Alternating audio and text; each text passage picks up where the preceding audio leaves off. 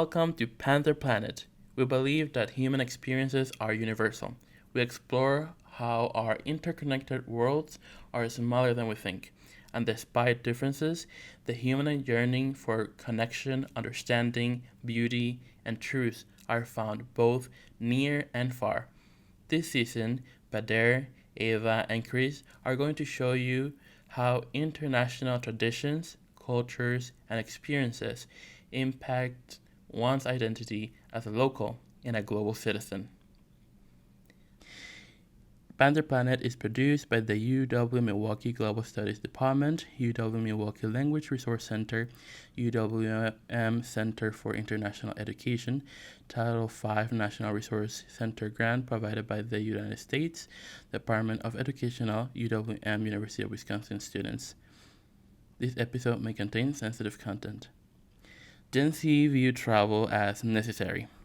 When looking for jobs, including flexibility, adventure, and excitement, compared to previous generations who would never consider leaving their hometown. We are talking travel etiquette today, the culture, taboos, other countries' views on Americans, along with the do's and don'ts while visiting other global locales. All right, so first off, how do you prepare for travel? I think one of the most important things is definitely like determining the purpose and goals of your trip. So whether you're going for a vacation, if you're going for educational purposes like studying abroad, or if you're going on like a business trip, I think it's important to know why you're traveling and maybe set goals. They never have to be anything serious, but like maybe for a vacation purpose, oh, you want to go here and here. Education, your goals is that like you're going to be focusing on school and maybe like immersing yourself, and for business is that you're maybe like connecting with the local business there.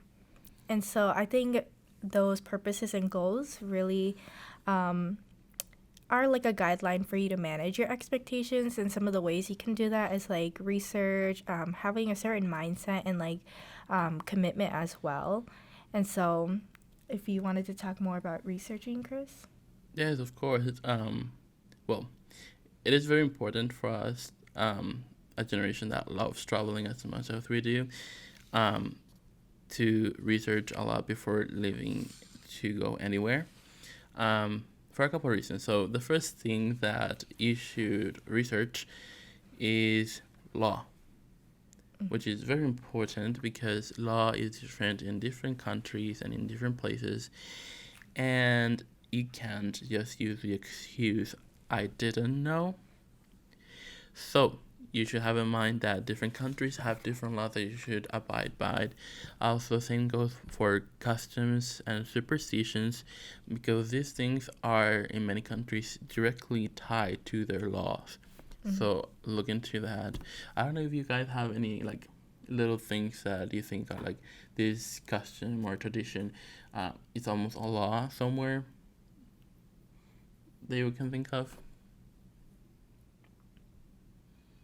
I would say, I don't know if this really counts, but like coffee culture, honestly, or like, oh, okay, like I know for Italy, it's like, okay, you don't order an espresso, you don't order a certain type of coffee drink past a certain time. Oh, yeah. Mm-hmm. And so, like, if Americans or someone, like foreigners, ask for it, it's, what are you talking about? Like, we don't do this. Like, Yeah.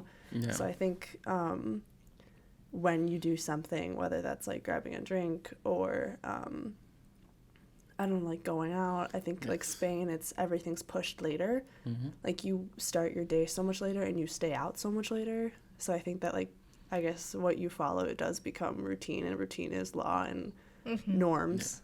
Yeah. And I guess that for people who are doing business abroad, it is very common, which I hope it doesn't become more common than it already is, but that people change it, is that Americans tend to send work emails during the weekend. Oh, yeah. And that doesn't fly anywhere else but here. So please, don't have that in mind. Also, another thing that you should think about when you're researching is etiquette. It's very important. Yeah, absolutely. So I think to help you kind of understand etiquette, I think that you should, like Padera was saying, come prepared and come with your research. Like, know what you're getting into first. So reading and viewing the content or media that people in that specific culture you're going to ingest, whether it be books, movies, YouTube videos, popular entertainment, memoirs, and then kind of take that with a grain of salt, because that is just one person's experience or a perspective on it.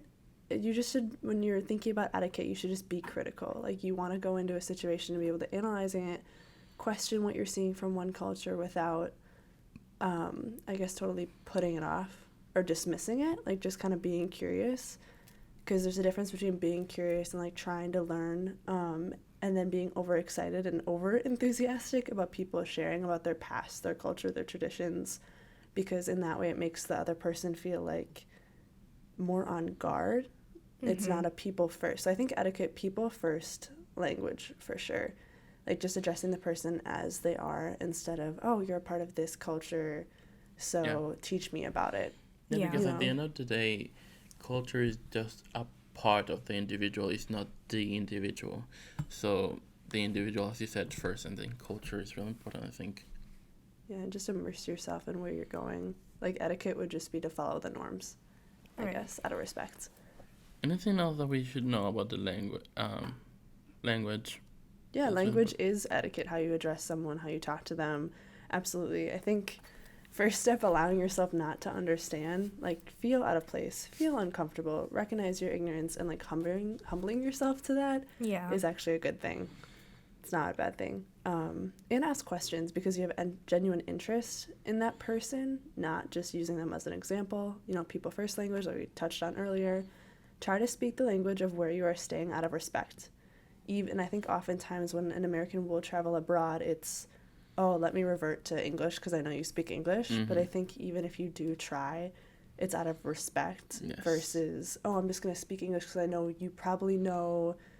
It's more so like it's an expectation of, oh, I'm speaking English to you because that's my language, you know, and putting yourself first versus even if you screw up, or even if I've had a lot of times where, like, oh, I tried to talk in Spanish with somebody and they're like, no, like, let me speak English with you in a different country. And so in that, like, it's okay. Sometimes it's like, shoot, like, I do want to practice. I do want to do this. But at the same time, it's you did try. Do you know what I'm saying? Especially in a business setting, like, even if you butcher whatever it is, or, like, your accent sucks.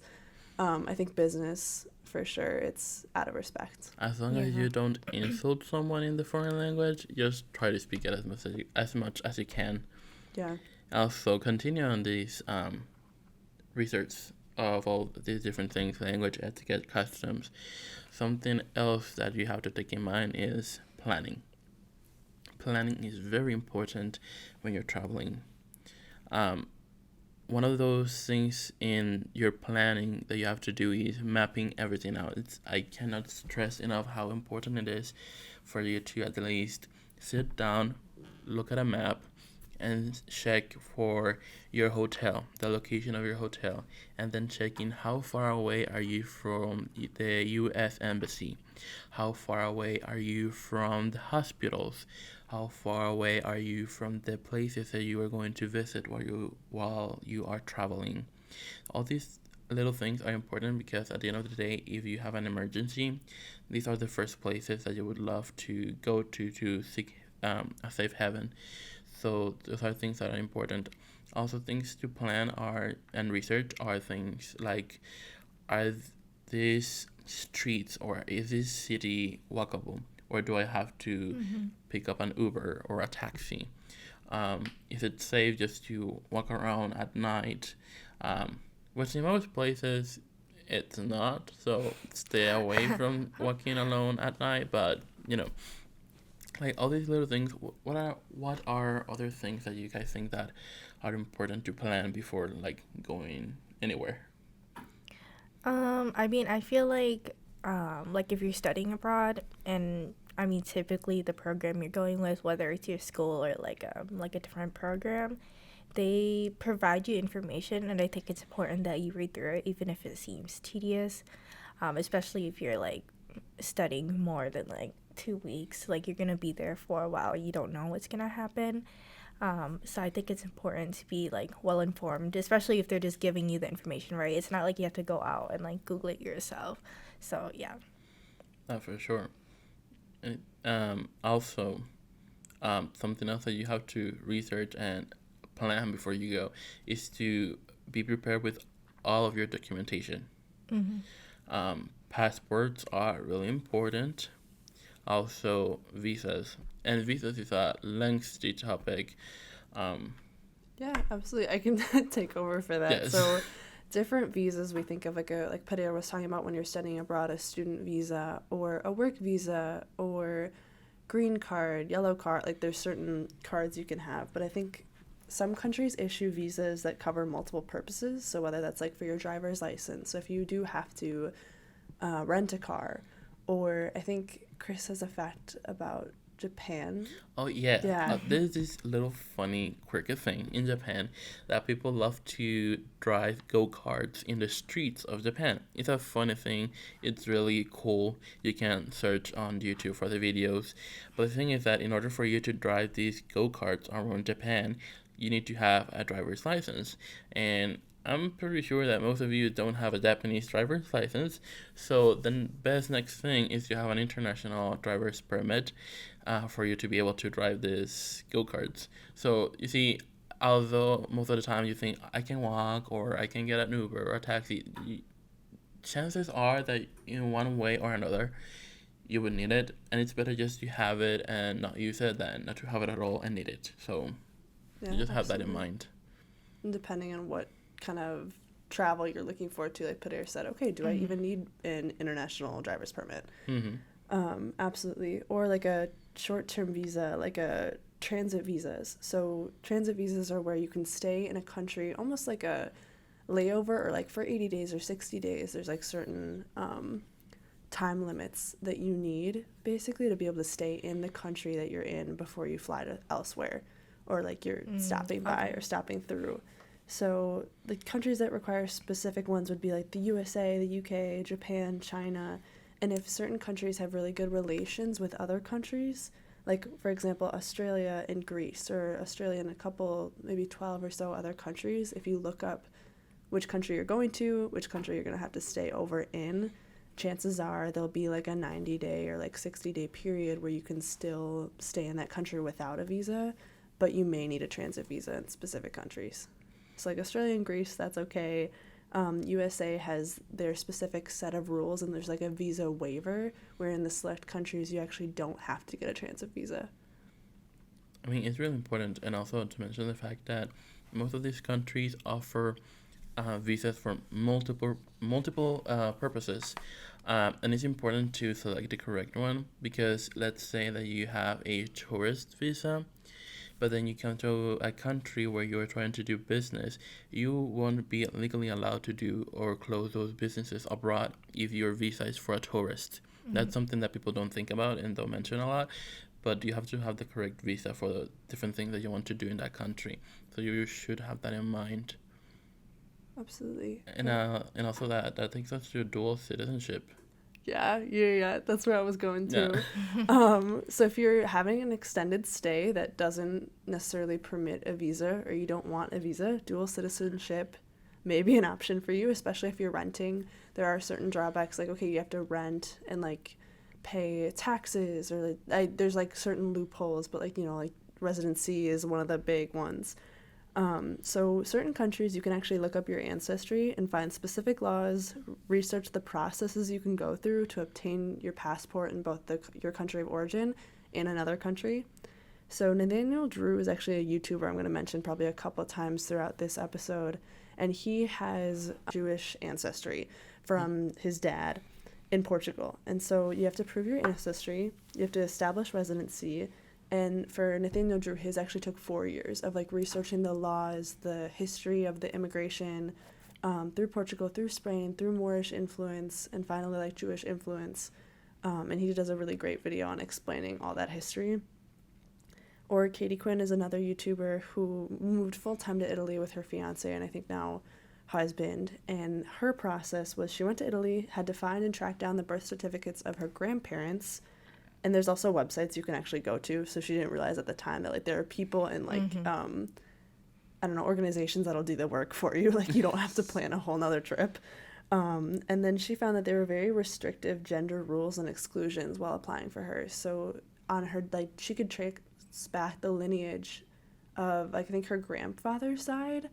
But between certain dates and certain times, like, being a woman and having that female interest ancestry or generational tie, it actually didn't count to get your dual citizenship. It's like you needed the male ancestry. Okay. Yeah.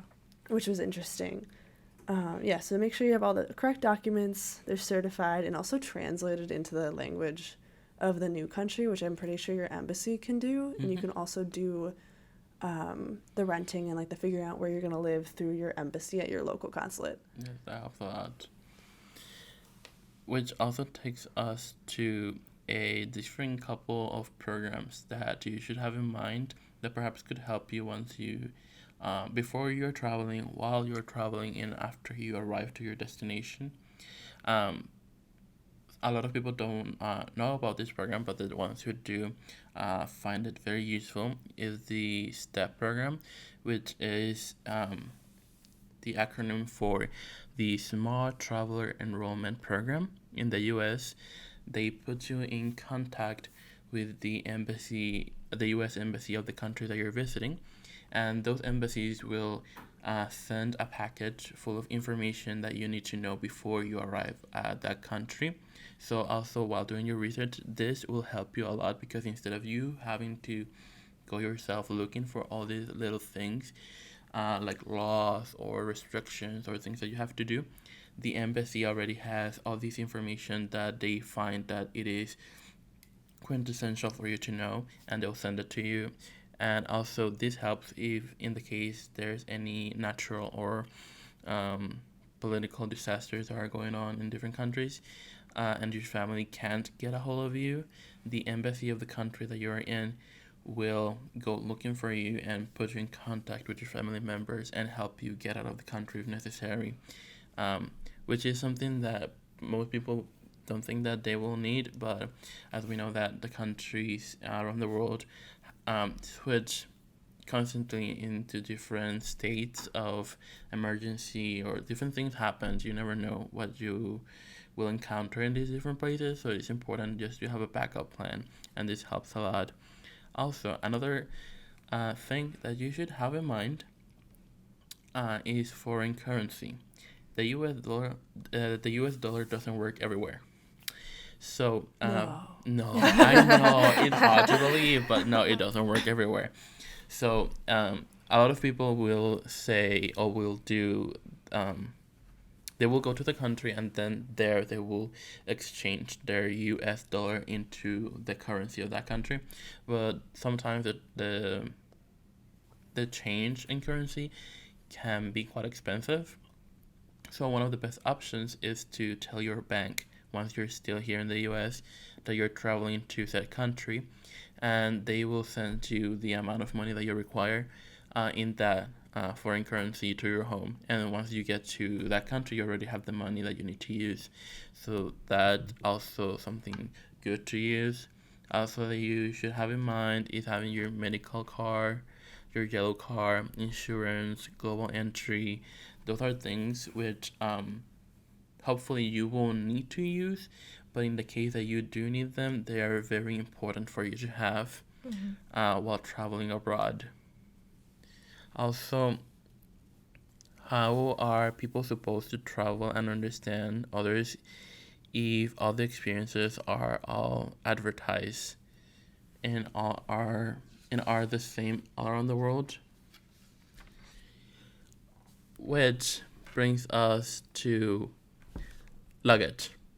Yes. The important things to have in mind when traveling is your luggage, and things that I guess that people sometimes don't take into consideration. Please lock your bags so you don't lose your stuff while in transit. Also, I guess, like, a way to make your bag more distinctive. I mean, you could buy a very colorful bag. I feel like that'd be an easy one. I think something I do personally is we like tie fabric on the handle. And that's how I always identify it. Ava, did you have like a way Yeah, you do I was it? gonna say sometimes people can know you're not from the country or not from the country you're visiting if you do have a very colorful bag. Oh, Too. Yeah. So like yes and no. Like definitely like the ribbon for sure. Like my grandparents do that. yeah. But yeah, sometimes it's like, okay, it is a giveaway if your luggage is exceptionally bright. My mother just puts glitter on top of it. Oh. Yeah, the thing is that it doesn't matter how hard you scrub, that glitter will never come out. So you know which one is your bag. Also, please, people, weigh your bags before going to the airport. You need to do that before you get there. Weigh your bags. Make sure that you don't go over the weight limit. You'll get in trouble if you do. Also, something that could help you if you're traveling from country to country with a lot of luggage is that instead of just having your luggage with you at all times in the airport, you can ship your luggage from the hotel to your next hotel a day beforehand, so that once you get to the next hotel, your luggage is already there. And sometimes it can turn out to be cheaper than just going everywhere with your luggage. So have that in mind. Also, universal adapters, really important. And what about medication? So for medication, it of course varies per country. Like what may be legal here in the U.S. is illegal in other countries. And we actually found some examples of that. So like, for example, Benadryl is actually banned in Zambia. So we obviously would not be able to take that there or purchase it. And then some interesting ones are that like in Japan, you can't have any like Vicks products, or you can't also have pseudoephedrine. So just being aware of what medication is legal in other countries, and also considering like how long you're traveling for, and if you have like, for example, like daily medication, if you're gonna have a certain amount, you're gonna need like a doctor's letter proving that like, oh, it's prescribed. So just be prepared if you do take medication. Yes, because you don't want to become Pablo Escobar to another country just because you have allergies. Also, for people who love their internet and have to work from another country, take hotspots with you. That will make sure that you have internet access and you can send your email, receive your calls, and do all the things you need to do while you're abroad. Because Wi-Fi is not available everywhere in the same capacity that you are like accustomed to here. So I was also gonna add that I've gotten to go to like Texas and like really close to the Texas-Mexico border, and a friend of mine also came, and her internet got hacked like on her computer. So I think like having a VPN, like depending on where you are, or like making sure all your credit card information is like set before you leave. And just I think you also, even if you're going to Europe or wherever, you have to make sure like all your cards and all your internet is set beforehand, so it is like a real thing. And also make sure that you have international roaming, or that you have international SIM card. That can also help. Or as you said, VPNs are really important. We don't want your information to getting leaked everywhere. Also, energy banks, because we know that your phone will run out of battery. And if you are just like walking around, you don't want to be disconnected from the whole world in a foreign country. So charge your phone. Also, this one is a quirky little one that it applies when you are in a perhaps dangerous country, is taking a girdle with pockets. So it's almost like the thing that we know as shapewear or fajas, but those that have pockets in them and have your most important like credit cards or documentation or phone inside of that, which is under your clothes. Because in the case that you get robbed or mugged in the street, you can just give people your bag and take yourself out of that situation. But at the same time, you don't lose your documentation and your money in a foreign country, which could be very dangerous. So please have that in mind. So these are all the things that you should research and plan for before you leave. But what do we do once we are in the airport, getting ready to leave or already on the air? Yeah, absolutely. I think we kind of discussed that travel etiquette starts in the airport. It's actually not, it's like the minute you step into the airport, not even when you land in the country you're traveling to. Just be prepared with documentation, possible online check-in if needed, and respect others' time and space. And like, what does that really look like? Yes. Let's talk icks, airport icks. So, what are some of those little icks that you guys have once you are in the airport? Personally, for me, I do not like it when people are like waiting like right in the middle. Like, I don't know, if you're checking your phone for like your flight information, I feel like, go to the side, go where there's no people. Just because, especially if you're like in a busy walkway, like people are trying to get places. So I think it's important that you're aware of what you're doing, and if you're not in a rush, or if you're just looking at information on your phone or something, like, scoot to the side. It is really annoying when people do that. Also, the people who overpack. How annoying is that? Or it's like you see them open. It's worse when it's like they open it up and there's going to be some major like switching Oh my god. going And on, I'm and they're like, in front of you, or they're always in front of you. I know, and I'm like, I'm late for my flight. Could you do that somewhere else? But no, they just stay in the front of everybody, switching stuff from their bags. What about people who try to cut ahead of others in line? Yeah, or not even. I feel like there's always that weird shuffle between when you're waiting for your gate. And Yeah. it's like, oh, like, so-and-so, like, forgot their kid. Or, like, their kid's in the back, and they have to go and, like, weave around and grab their kid. Or then Exactly. there's always this, like, antsy anticipation, Exactly. like, in between. And also, I don't see the purpose of people just standing in line when they haven't even called your group. Yeah. They call group A, and you have already people from group D on the gate. Yeah. I'm like, it's You're not not your getting turn, on any babes. faster. Yeah, it's not your turn. Oh. Also, what about, I don't know, I guess like the big youth groups? Oh yeah, I've Yeah. actually seen that. I mean, it's they're having a good time, but like They're I annoying mentioned, is like what they spatial are. awareness. The rowdy high schoolers with the matching T-shirts Oh just my need to take it down God. a little bit of a level. And then they just make a mess in the middle of the airport, and then you're trying to get from one place to another, but they're just in the middle taking selfies and talking about what wonderful trip they're gonna have and what amazing experience of eat, pray, love they're gonna have. I'm like, girl, you're just going out of town. You're just going the town over. It's not that big of a deal, but it happens. What about, I don't know, the person that puts their bag in one key in over the head bins? Yeah, that person's there's always one that like someone stuffs Yeah. their bag, and then the flight attendant has to go ahead and fix it again. It's really annoying. Yeah. I feel like whenever you're on the airplane and like you're getting towards your seat, like you just need to prepare, like look around, because it's not always gonna be the one like right over your seat. So like Yeah. look around if there's any like other empty ones, and like be ready with your bag, because like it's annoying when like everyone is standing there and waiting for you, and you're literally taking like 5 minutes just to put your bag I on. know. And major ick when the plane just touches the ground. It hasn't even parked on the gate. You just touch the ground. And people are already up, taking their luggage out of the overhead bin.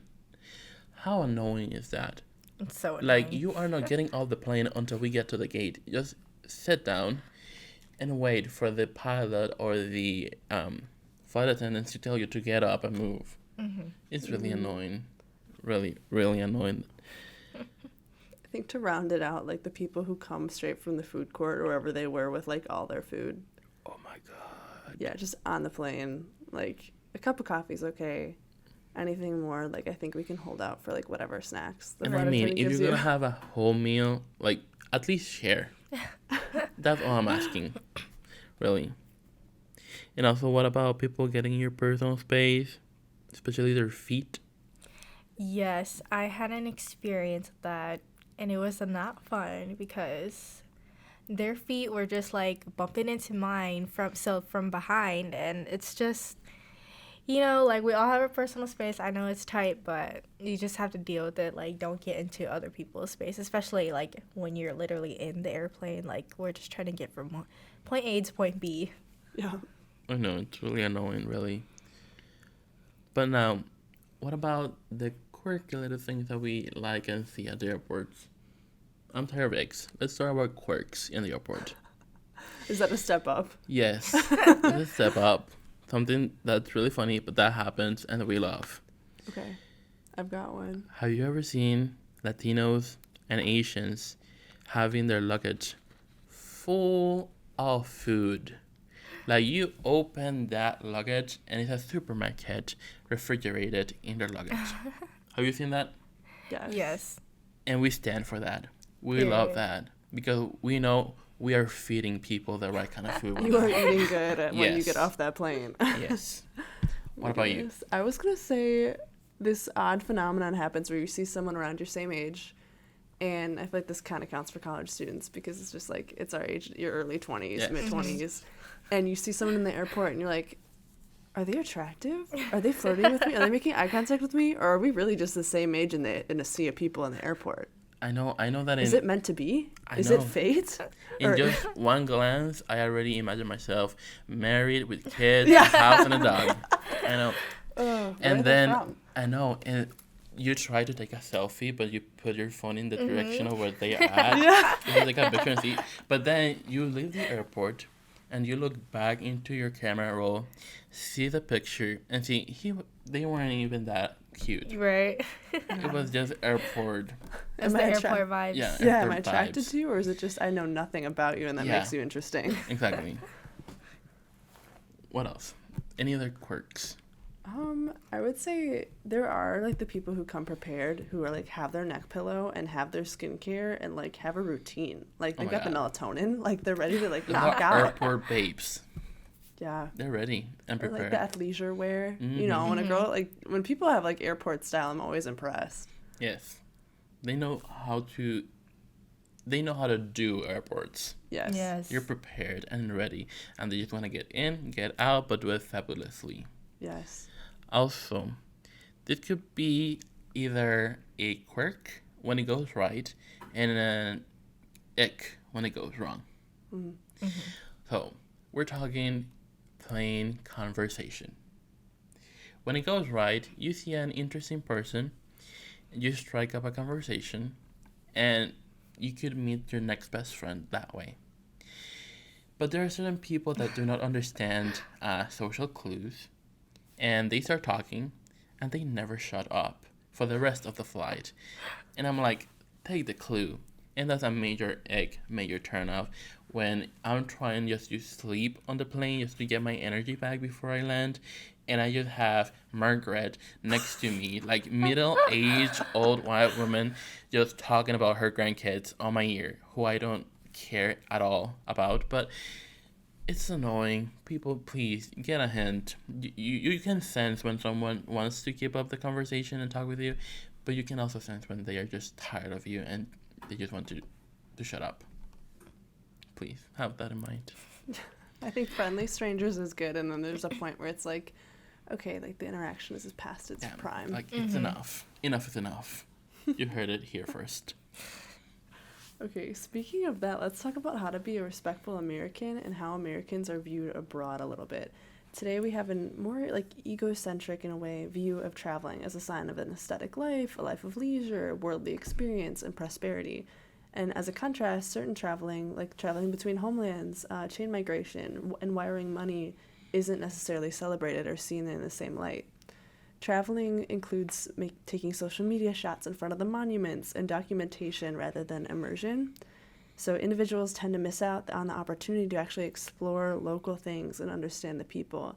So I'm just going to pose a question. I'm kind of curious about what your guys' thoughts are on how can people grow in empathy. You know, empathy is like, oh, we travel to like learn about other people and understand. So how can people grow in empathy if people gatekeep out of protection and conservation of the local culture?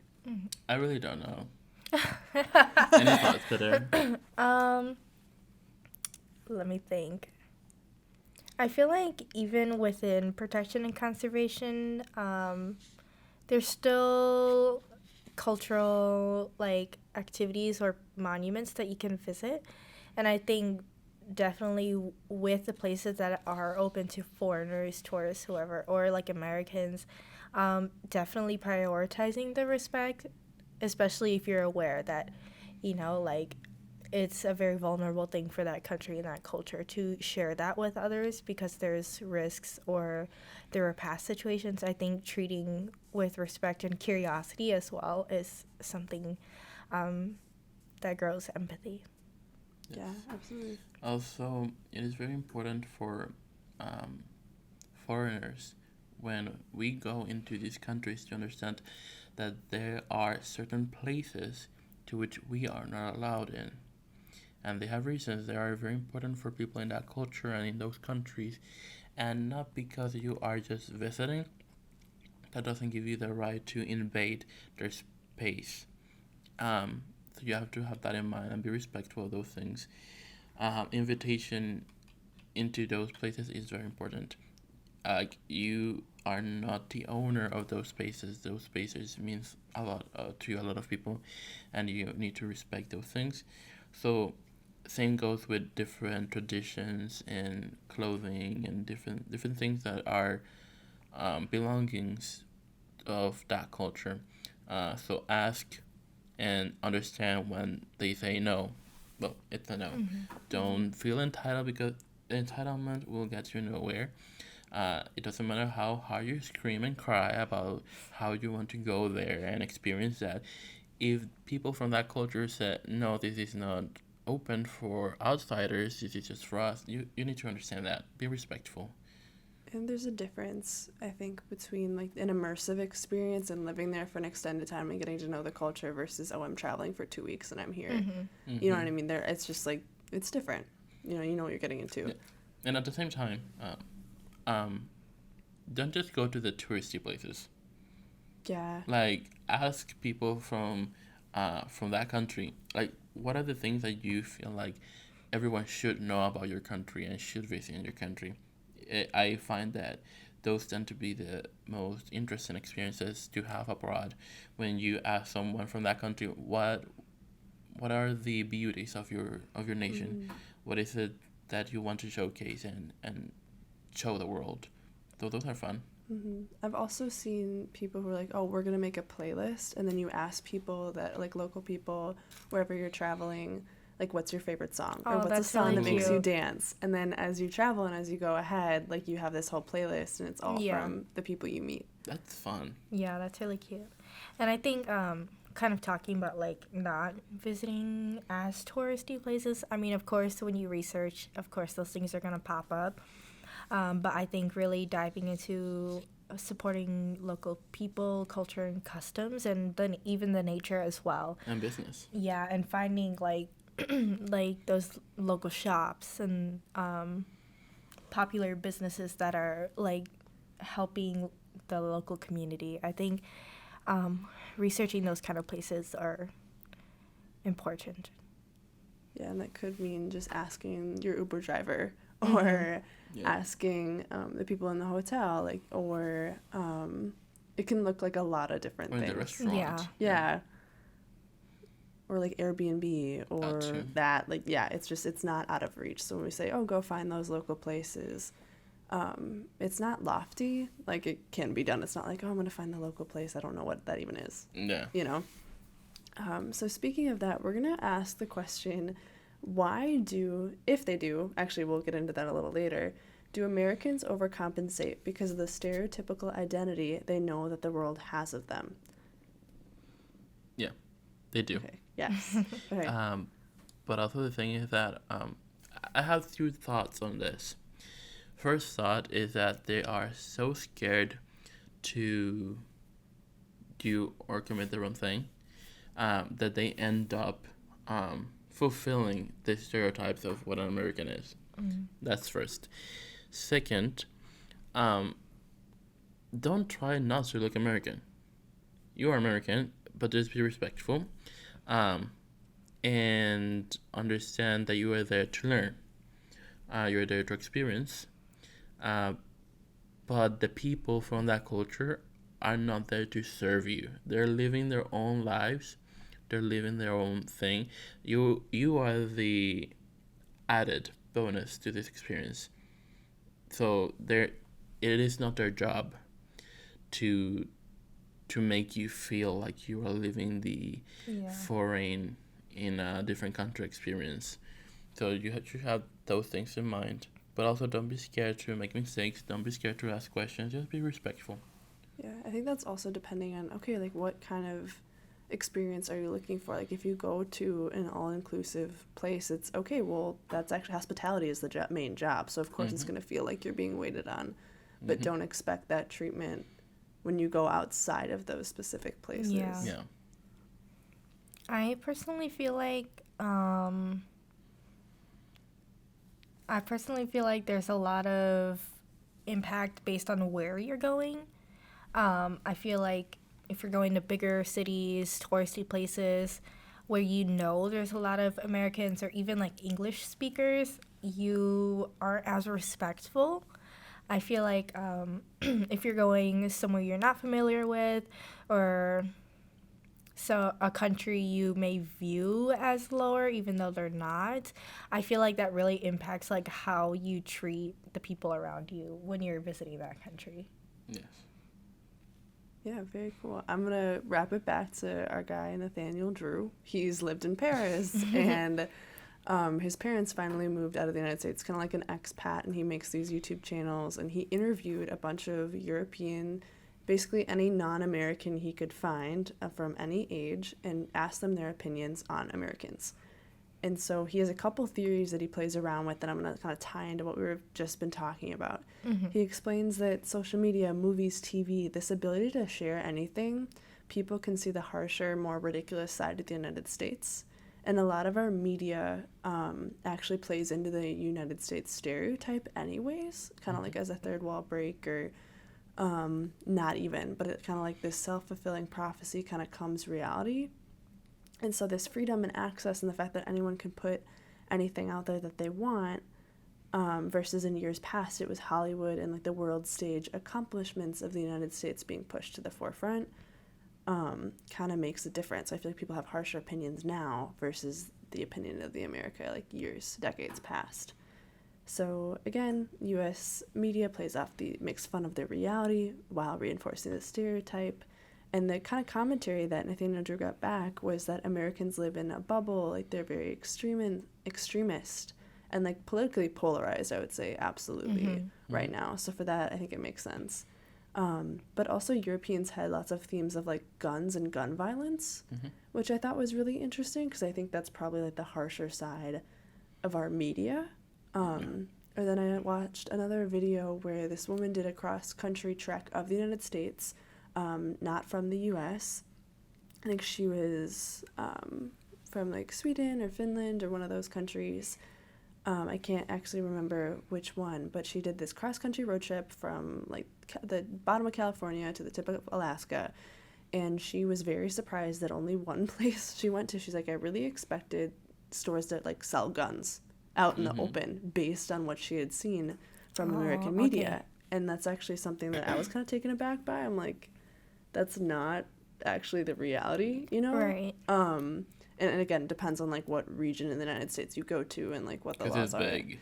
Yeah, but she was so surprised. She's like, I couldn't believe like there wasn't guns like in the stores that you could just buy. So it was kind of an interesting stereotype. And on the flip, go ahead. I mean, the thing that's really intriguing about this is the fact that though majority of these stereotypes are very, I wouldn't say unique, but very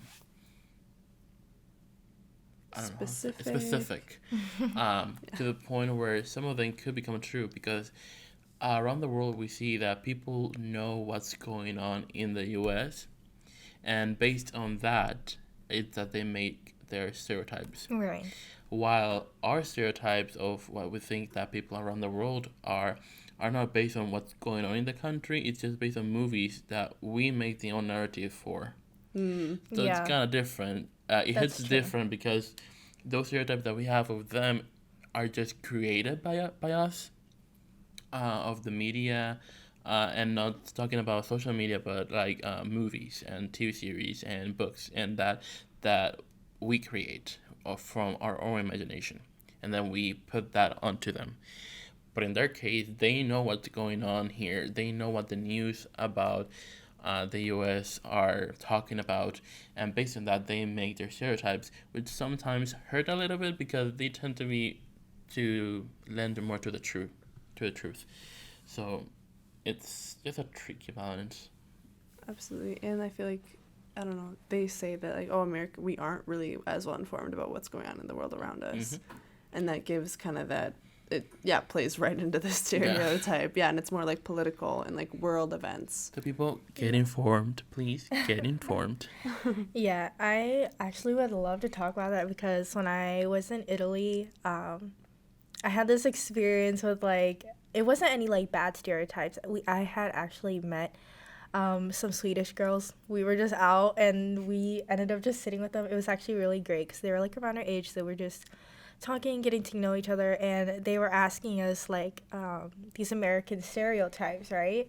And it was really interesting because definitely like the U.S., like you said, Cris, like we're definitely on a world platform, so people know a lot of like the What's political, social, like everything, like they see and know a lot more than like we definitely know of other countries in the world. So I think that definitely, I totally agree, like that plays a really big part. And I can tell, like even with those Swedish girls I met, like they were great, but like they do know a lot because of the things they see. And then in terms of like movies and stuff too, like those do shape like the stereotypes, and they would ask us, and it's kind of funny, right? Because I mean we watch those same movies too, so like it's like it's a little true but it's not, right? Yeah, so I think that it's really interesting to talk about that and to actually experience it too, like with those girls, and to see like what they think of Americans. It's pretty embarrassing. Really. Yeah, some of it is embarrassing, but I mean, yeah, I think it's just super interesting to talk about it. Yeah, definitely. I think one thing that I saw in the video was how, like, non-Americans do love meeting Americans. Yes. I think overall it was like, oh, we love your energy. We love how enthusiastic and friendly you all are. Sometimes I feel like they see Americans as a circus.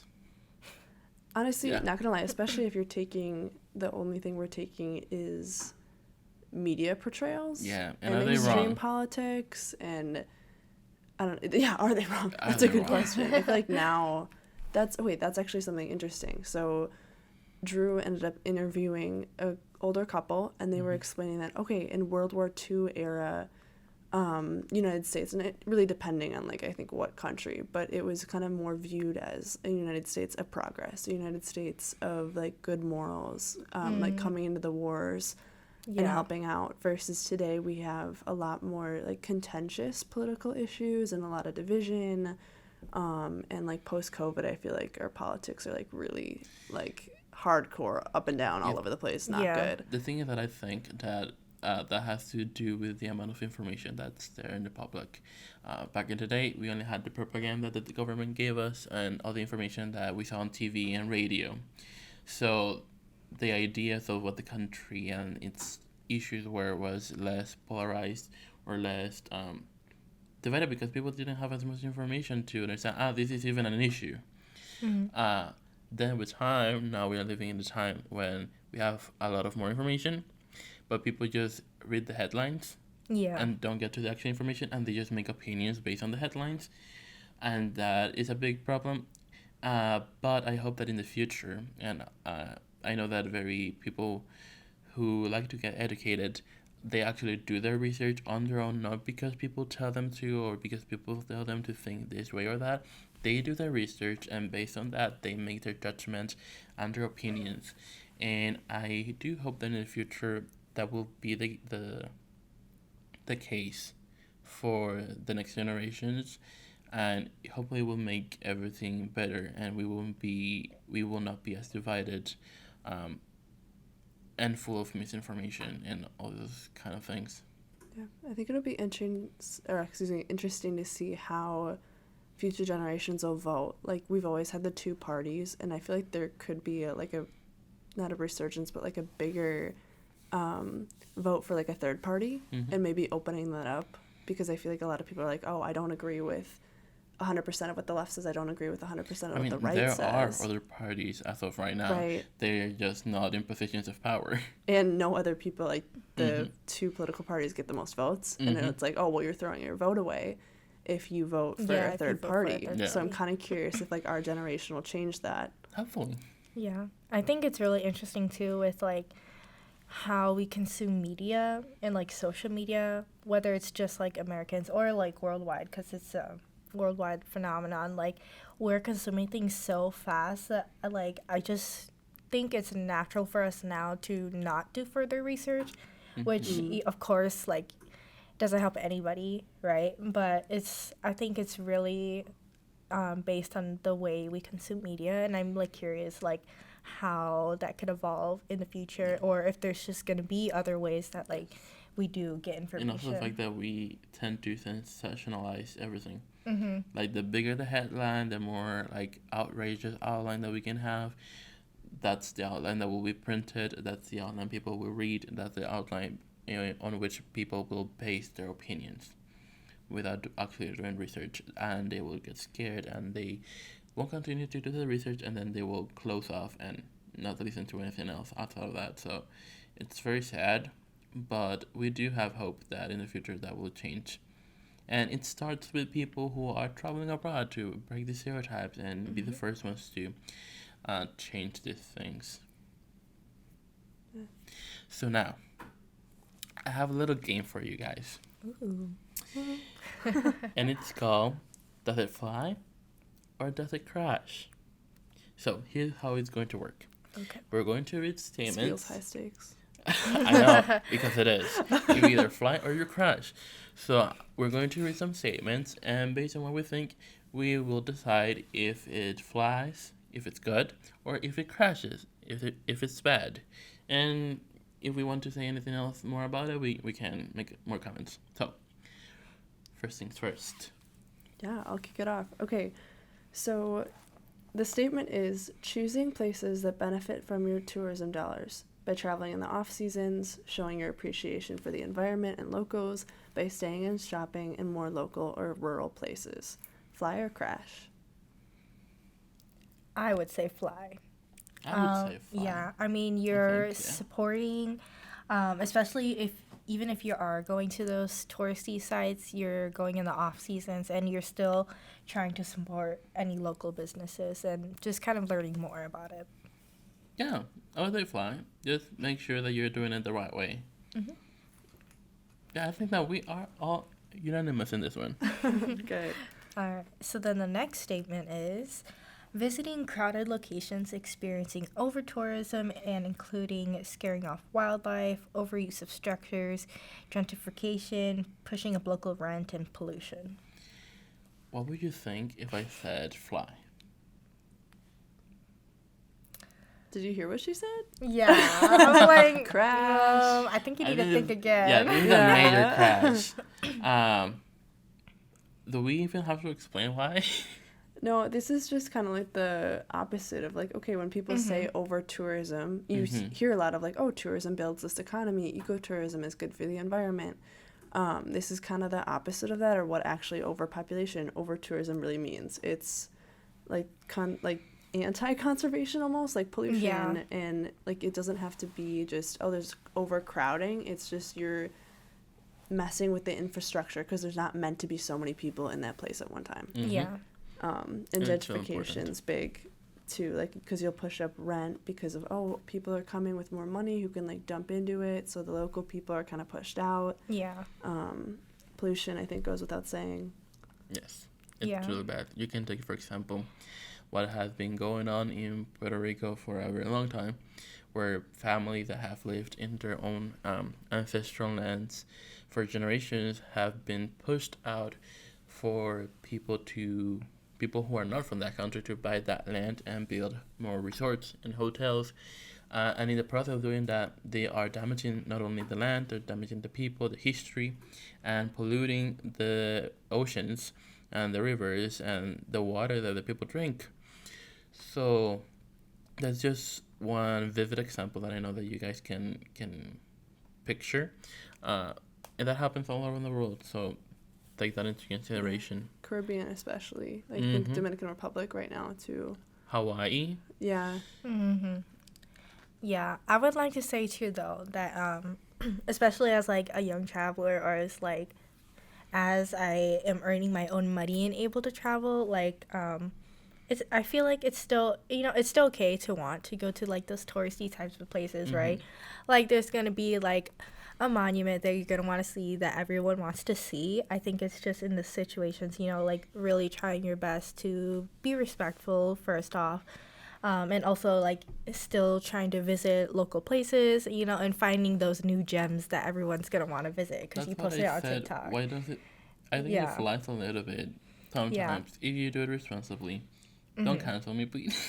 No, there's a line, but Turbulence. Turbulence. Not fly, not crash. Oh, Turbulence. okay, that's a good one. I like it. Okay. Good. Yeah, it's turbulence.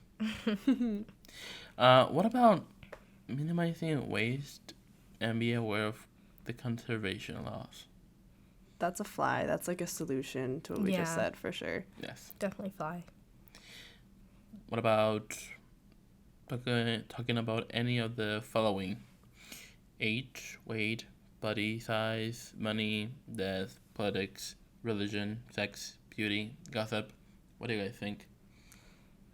I think a lot of those things not a lot of those things, like some are just universal, but sometimes in the US, like you can get away with talking about money and politics in certain settings, religion. I also turbulence then.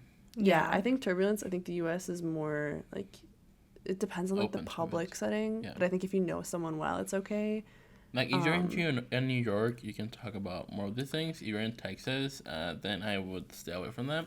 Yeah, I agree. I would definitely say turbulence. I think even like out of the United States, I mean, of course, you wouldn't want to attack anybody's politics, but like in some cultures, it's natural to talk about like age or weight and body size. Like, of course, not in a disrespectful way, but I think you need to understand that like some cultures do talk about those things. Yeah. And for example, it is very common in France for people to debate their ideas, and they're not looking for a fight. They're just trying to debate. It's just the art of debating. So there are certain topics will come up. You just need to understand how to bring them up respectfully. Right. And like get the clue when people get uncomfortable with a topic. You just stay away from it. So what's next? Oh, wait. Yeah. So talking about these topics, art, traditions, cuisine, nature, fly or crash? Definitely fly. Yeah. I'll fly with it. Okay, good. You know what? And especially with cuisine, I think I'll go to the moon with that one. Oh, yeah. We love some food.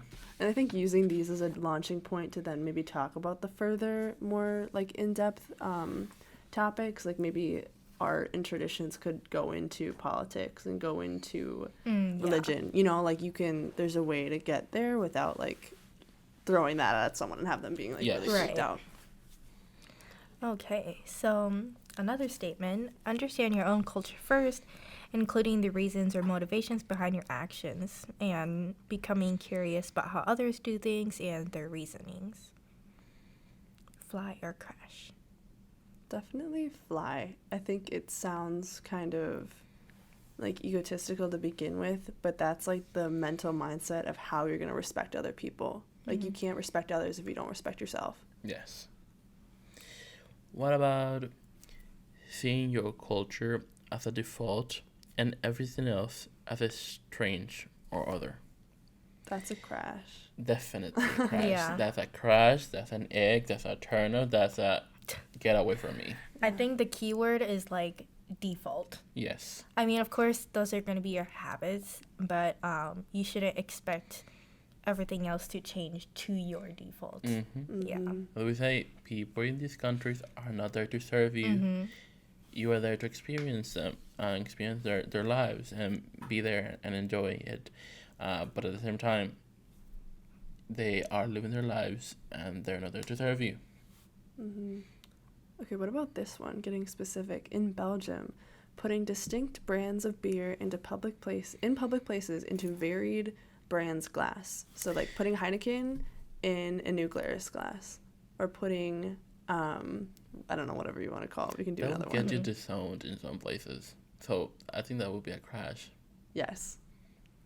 I think personally, You don't mind? yeah, I mean, I wouldn't mind, but I can understand it'd be a crash for like that culture, because it's a specific type of beer and like a specific curation and process, and so it's important to distinct and respect that. But personally, I feel like if that happened in the U.S., people wouldn't really question. At least I think. I mean, Yeah, I think we do that all the time. Yeah. Yes, but I do feel like, what would you feel if instead of filling a bottle of water with water, I filled it with rice? Or vodka. Yeah. Or you know. I mean, we've all been to a festival. Like, how do you Yeah. think people? Yeah, like Yeah. no, and okay, these are like it doesn't belong there. Like it Yeah, has yeah, its yeah. own bottle. That's true. Yeah. But at That's the true. same time, accidents can happen, because I do remember one time picking up a bottle of water, and it wasn't water. Yeah. So please put it in the right bottle, the right cup. Please, I implore you. I have trauma after that, so Okay. that's a crash. Yeah. Don't get you disowned, as I said. Please, no. All right. So next one, instead of drinks, then we're talking about food. So, eating pizza in your hands in the U.S. or in other countries, do you think that would fly or crash all over the world? Eating pizza with hands. I'll say fly. 'Cause I would say. like, what other way do you have to eat pizza? I would say crash. I think it depends on the food. But Okay. pizza specifically, I feel like I've seen it be eaten with your hands. I've seen knife and fork, which is awfully formal for US, but Yeah, that's just being picky. Okay, Yeah. interesting. I would say fly. However, it is a crash in the Netherlands because eating with your hands in public for any meal besides, kind of like burgers or fries, like that's just something that would crash. Oh my god. Remind me not to go there. That's a lie. I'll love to go there, but I don't know if I'll be eating in public. okay. What about having an exam or planning an event for Tuesday the 13th? What do you think about that? I mean, Friday the 13th, I think it's, I don't know. Our superstitions, though, don't stop us from doing stuff No. on Friday the 13th. Yeah. But they do stop some people. I mean, the number 13 in general. Like, if you go to Latin America, a lot of buildings don't have a floor 13. Oh, yeah. Like, they do have a floor 13, but it is labeled as floor 14 because bad luck, apparently. So, it wouldn't surprise me if it was a no somewhere else. What do Yeah. you think? Mm-hmm. I think it flies. It's just a day. What do you guys think? I think for us, for sure. In Spain, Tuesday the 13th, they actually don't plan. Like, if you can get away with it, you don't plan any events. I think that's just a waste of a nice Tuesday. But fine. It's a free day. It's a day too. Well, in that case, if I have to go to work, then that's fine. I'll take it. Okay. What else? So, what do you guys think about this? So, you can say, let me think. So, addressing your doctor by their first name, or your No. teacher, or Oh. But No. you're adding like the what's the The word? mister? Yeah, like the suffix? Mr. Mrs. Yeah. no, Just no, Caroline? yeah, just Caroline, just Margaret. Oh, no. That's a crash. No, I have trauma from that. Latino household, I know, I'm telling you, being Latino, you have a lot of trauma, and that is one of them. You don't call your elders by their first name, you use their title. Yeah, their title. So Mrs. and Mr., Doctor, Grandma. Like, I've never called my grandmother by her name. Yeah. Like, we're using title, Grandma. And same with aunties and all that. So, I agree. any experiences that you have had with that? I mean, I would definitely agree just because, like, in Asian culture, even, like, with my own family, like high-key for the longest time, I didn't even know, like, my grandma's, like, proper name because you would just call her grandma. Oh, I You didn't know what my mean? mother's name until I was 10. Yeah, like, no, same though. Like, I didn't know my mom's, like, Hmong name. Not, like, her English name, but, like, her Hmong name. I've never, like, properly knew it just because, like, oh, it's just mom or it's just her English name. I was like, oh, yeah, so it's interesting. I think for me, That's a crash. as an Asian American or American, I would say crash. As a Latino, that's a crash. What do you think? Yes, I would say crash, but it is a fly in some places in Brazil. Just the casual language is actually okay. Like when you're growing up and you have your teachers, you can address them by their first name, or first name basis, I guess. Like, but yeah, when I was growing up, it's we're going somewhere. This isn't Mrs. So and so. This is Doctor. Like even if it's in casual, like you meet them outside of the office, you know. I mean, I would go even as far like, you know that you have this singer that you very much like, but when I meet that person, I won't call them by their name. I'll call them by their last name. Oh, really? I think that's just me. Like, if I were to meet, I don't know, Ariana Grande, I would say Mrs. Grande. I wouldn't go by Ariana. Okay, what about Beyonce, who goes by her first name? Would it be Mrs. Knowles? What's her last name? Isn't it KNOWLES? I think so. Yeah, I think I would go by her last name. I think that's just me. I'm telling you, trauma does weird things. What about Cher? Mrs. Cher? Mrs. Okay. Yeah. Just in so case. adding, like, Just in Gotta case. get all the theoreticals. Okay. Yeah. I will say, I just thought about it when you said, like, teachers introducing by their first names.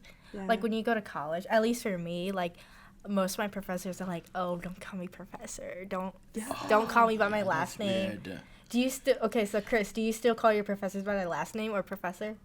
If they say not to? Here's the thing.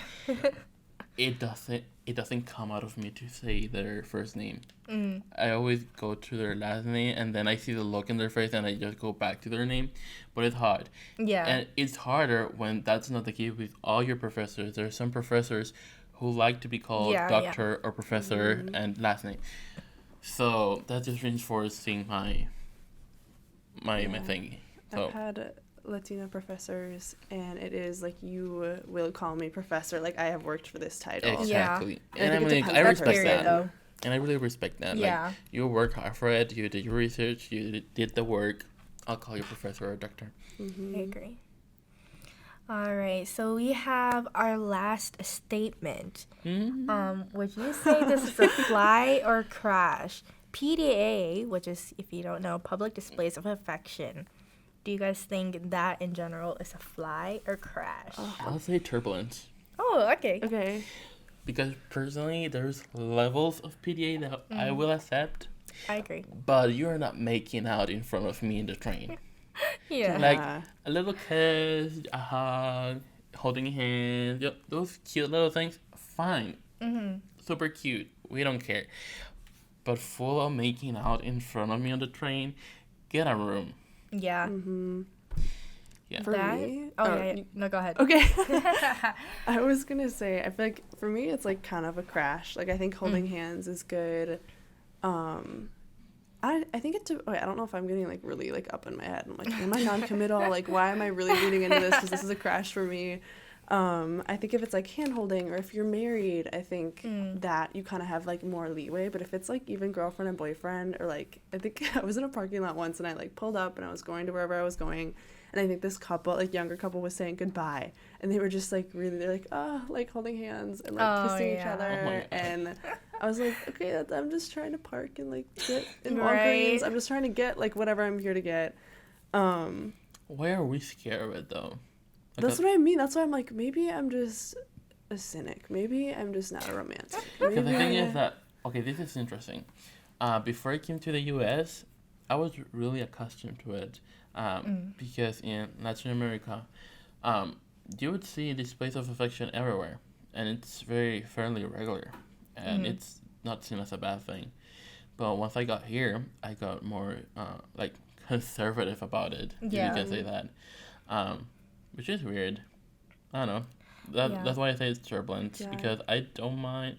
I love love. I'm a hopeless romantic, so Cute. I like it. But once it's getting a little bit too intense and out of hand, I'm like, get a Yeah. room. I would definitely say turbulence as well. I do agree that there's like levels. I think overall, it's out of respect for other people. Yeah.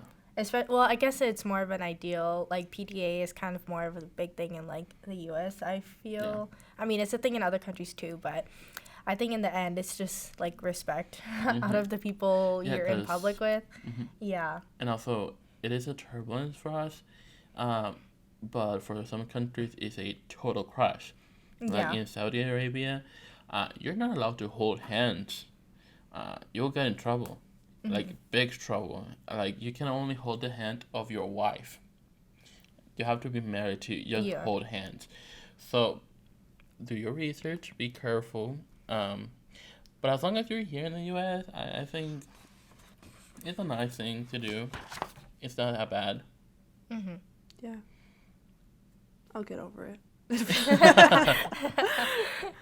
Thank you for flying Panther Planet. Please remember before takeoff to find common ground, communicate with proper respect, whether virtual or in person, pay attention to cultural norms, routines, details, overcome personal barriers, and be mindful of potential understandings. Be sure to stay tuned for our next episode and follow our social media, UWM_Panther Planet Podcast. Au revoir, adios, hasta la vista, see you later, and I hope your travel goes well.